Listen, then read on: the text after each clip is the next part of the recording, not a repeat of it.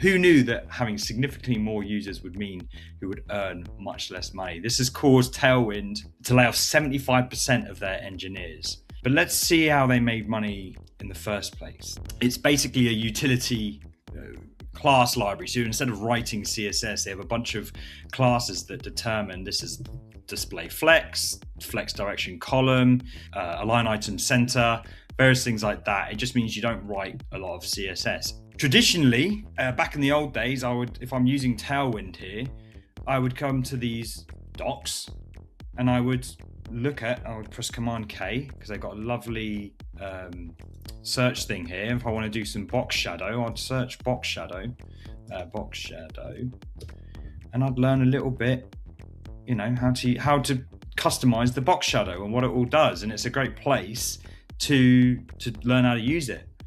Thing is, if you've been using AI to do any sort of coding recently, whether you know or not, AI is probably choosing to use Tailwind to do all of your CSS, all of your styling and stuff like that.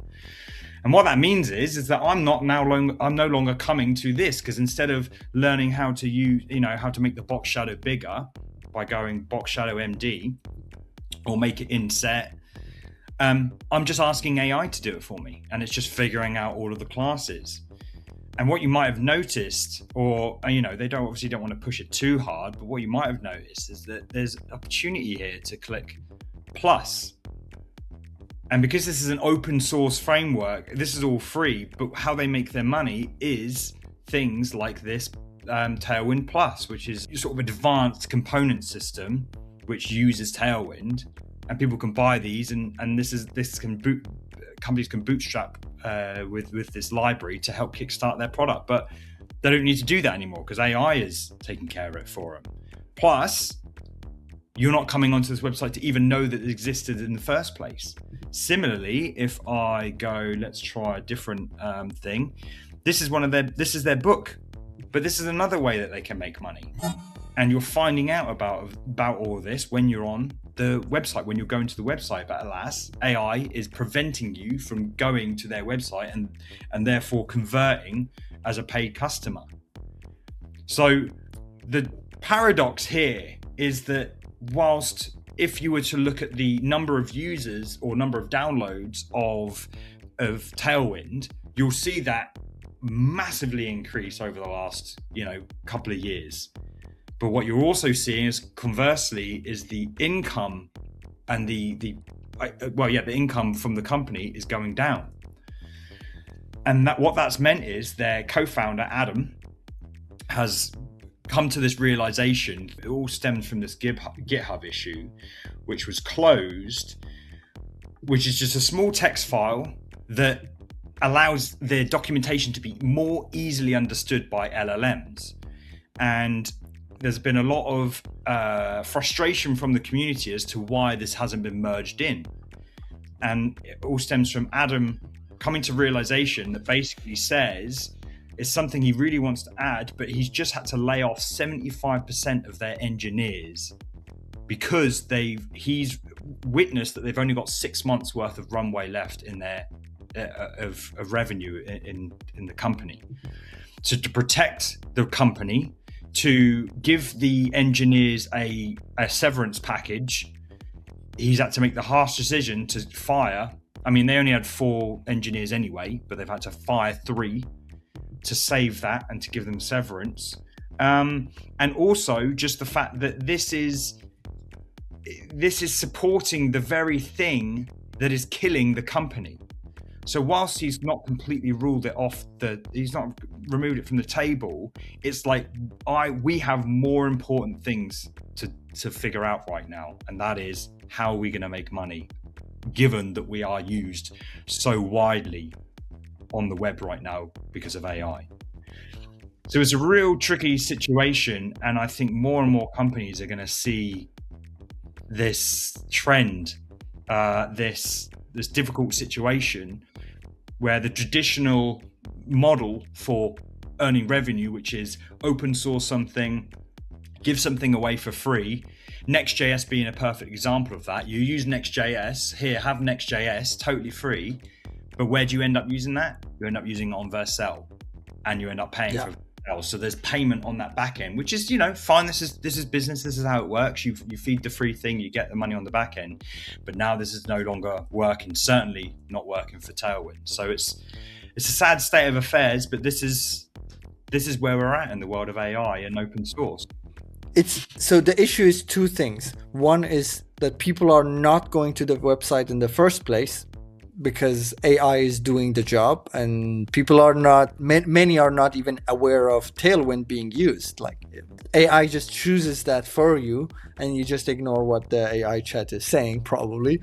So that's the first issue, people not buying it because they never see it in the first place, even though there are significantly more users.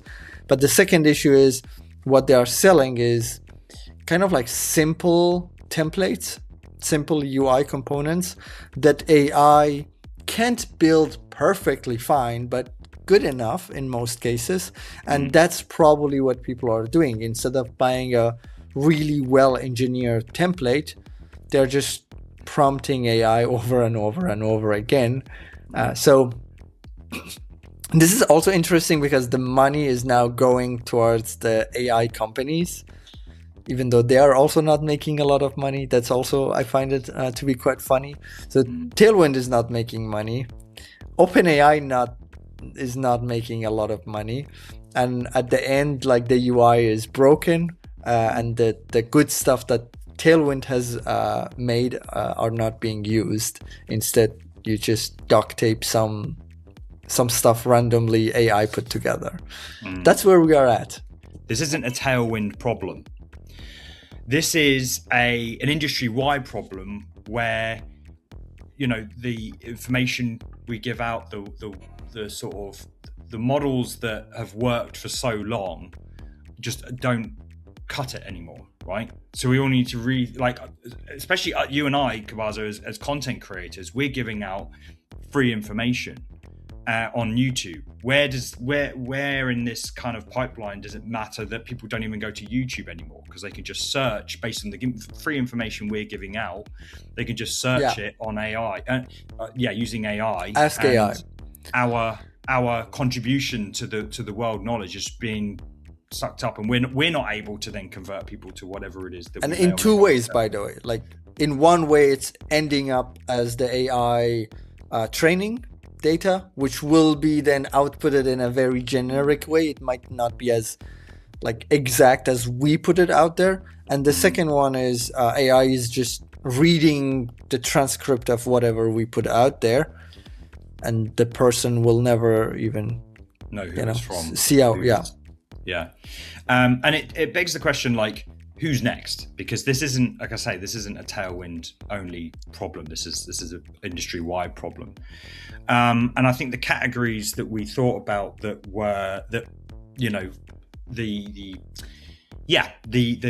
criteria that this falls into is really those companies that have a free lead magnet that's information based, or that is, like, again, open source based, that they rely on people coming through to learn about it to then sell it on the back end. And luckily, we spent a bit of time thinking about who's next. Luckily, a lot of these companies, a lot of these free open source software have already kind of not fixed the problem, but Next.js has Vercel. Cmd+AI was just recently bought by, we just looked at it before the call, I've already forgotten. Maybe it's Vercel again, maybe they've already. It's Vercel, I believe. Yeah, V0. So also by Vercel. There are some, and that did get me thinking. Like, it did get me thinking of a silver lining that, we're always facing change through history, through we're always confronted with a new paradigm that shakes things up a bit. And I think all this has done is really just prove that this model of offering something for free, hoping to sell it on the back end, just does not work in this day and age. And while I don't have necessarily the answer to it all, I'm optimistic that we'll just find another way to support all this. Maybe it is that these companies are just less inclined to give away stuff for free because they just know there's no route to monetization because of AI. I don't know how long that might take, but it does. Again, it's cyclical, right? There's bound to be a solution. It's not sustainable. It was never sustainable to just give things away for free, right? So I don't know. There's one aspect of me that's just like, I wonder, like this can't end this way. But it is sad all the same. You know, people lost their jobs, and it's also just, like I say, it's very paradoxical that something could be so popular. Everyone's using it. Maybe we're not even knowing it yet. They are in more popular than ever. Yet, you know, not a lot of actually, they are not being able to sustain themselves for more than 6 months, which is crazy. This also like makes me think about like the growth and distribution channels that you have. So this tool's distribution has been powered by AI in a way. Like AI is choosing the tool, like the library, and just choosing it and using it, in opposed to the users, like actual people's ability to choose it, like consciously and make a decision, maybe help the company or pay their premium products. So that's a question. But also on the template selling side, so whether it is a full template or just a component, this also makes me think of, I think this is what Sam Altman said, for all products to think about what AI does to their product. So I'm just paraphrasing here, but will the next AI, which will be more powerful and better, whatever, like the next updates that are getting better and better, will that make your product better or worse?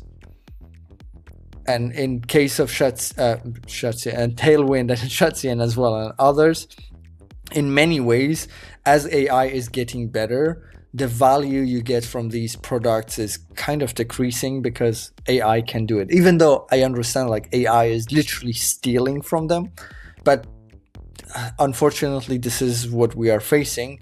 AI is stealing and is getting better and better at stealing and getting better and better at recreating what has been already created. So the value of these products is diminishing as the AI is getting better. And this is true about anything that you are trying to do. So whether you're a web designer or a developer or have a tool or have a company or have a startup idea, you need to think about this. Like, is the next update of AI going to break you or make you a super like powerful tool?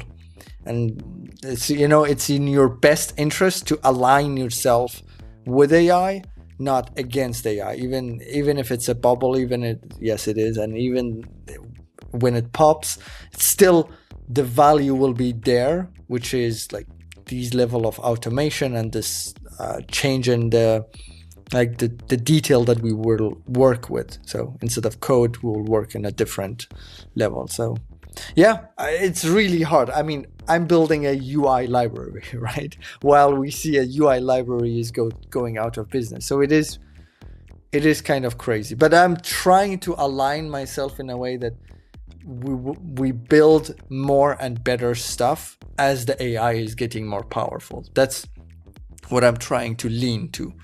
Instead of like a small system, I'm thinking about how can I build stuff that are better and better as the AI gets better and better.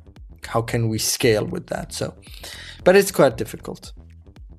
Yeah, so we'll leave links to everything down below in the description when the clip comes out. But it'd be interesting to know what you guys think, whether you are already thinking about this, whether you have some ideas on how to, again, change this pricing, this mental model on how we earn revenue and whatever. Because AI is here to say, even if AI bubble bursts, it just means that it's what do they call it when the stock market balances out? You know, it's just a correction. It's just a correction. Yeah. Let's see. Good luck to Tailwind, and let's see how it goes on. There was a third way that you can give them money, and that's just by physically sponsoring them. You know, if you have money. Oh yes. To just give good them point. money. Yes. This is part of a larger conversation on my show, Cmd+AI, which we stream live every single week. We discuss the news and all things related to AI in the world of design and web. Catch us next week and join in the banter.